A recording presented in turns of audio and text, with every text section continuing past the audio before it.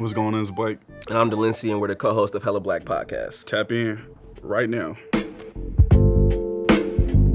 Our podcast aims to deliver unfiltered discussions around all things black, mostly politics. And politics not just in like electoral politics, but like politics and like a way of life. Yeah, I feel like our audience, we got a hella different demographic. Like, it isn't just like, oh, this is Hella Black's audience. Like, it's a very diverse group from like, you feel me, people in the streets, you feel me, from like college students to professionals. Like, the underlying thing probably is though like folks that identify with like a black radical politic, and whether you black or not, you just identify with that political theory. But we literally have over 50 countries of people listening to Hella Black, and that's why I like to see the stats and see people from the Ivory Coast are listening. Like, that's nuts. South Africa is listening, you know, and then like literally all over the country, Atlanta. You know, we've had a lot of guests from the A too, which has been dope. So just to be able to see like literally people from all over is listening to Hella Black. I think being pissed off was how I found a passion on knowing that like I just can't be pissed off all the time. Like, yeah, anger is cool, but what can I do with my anger to be more productive?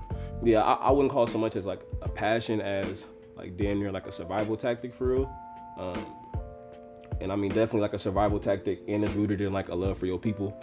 Just growing up poor and black, I think a theme that's associated with that demographic is like this deep sense of community and togetherness. And I think that like when you have a deep love, a deep connection to your people, and it just so happened that those people end up being marginalized and oppressed by a white supremacist state, you know, that love is gonna manifest and, you know, trying to make sure that y'all survive.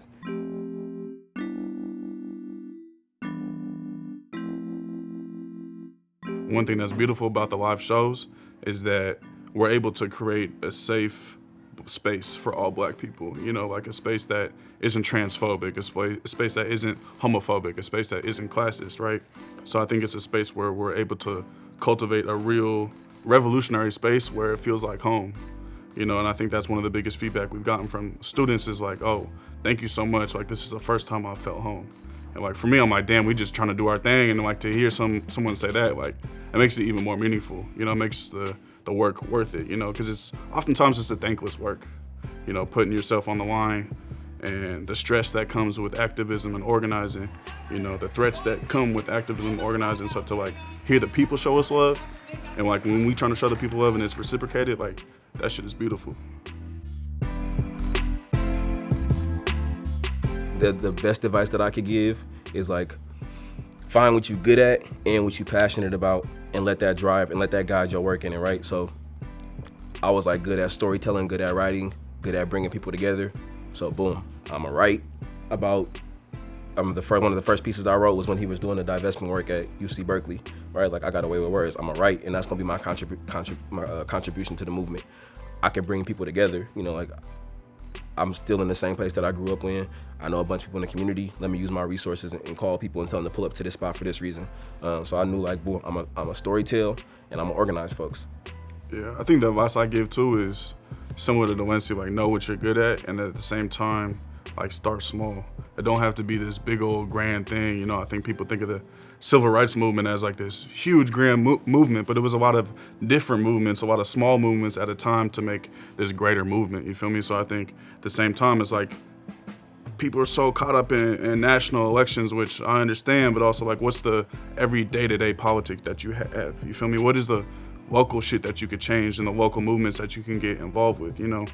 So I think that is a big part, is like taking things step by step and small. So everything that first ever comes out for Hella Black, it starts on Patreon. So that's like, if you wanna hear an episode early or a post from us, sometimes we'll just make little short podcasts of some shit that's going on during our day, and we'll record it and upload it to Patreon. So anything, the first thing always comes out on Patreon. So it's an instant way to be connected. It's a way to support us, you know. But it's an instant way for you to be connected with us and hear from us first. Working a 9 to 5 is like paying rent in the Bay Area. You know, that Patreon, the check really helps us to be able to, all right, we can buy our flight based off our Patreon check. we could buy the rental car based off our Patreon check. Like, we did a show at New Parish, like being able to put the money up front with the Patreon shit, you know? So that's really helped us, like, instead of having to put it all on our credit card, like, you know, having that actual real money is different from your credit, you know? Yeah. So that's been super helpful in being able to expand, being able to do our, you know, our shows. And then, like, people who are tapped in on Patreon also, like, will hit us up sometimes, like, oh, do you need help with this? You know, like, I feel like Hello Black, we have some very, like, loyal supporters. Like, that's why we say Hello Black, we for the people, because we aren't nothing without the people. The people support us, and the people is why we have this platform, you know? So, like, the media or the, you know, we just got equipment, like, what, maybe a year ago? Yeah. And that's really helped us, but that's really been the support from, like, you know, patrons and people who really support our work. Yeah, and Patreon has not only, like, changed the ways in which we can move as creatives. Like, I pay my mom a cell phone bill with Patreon money.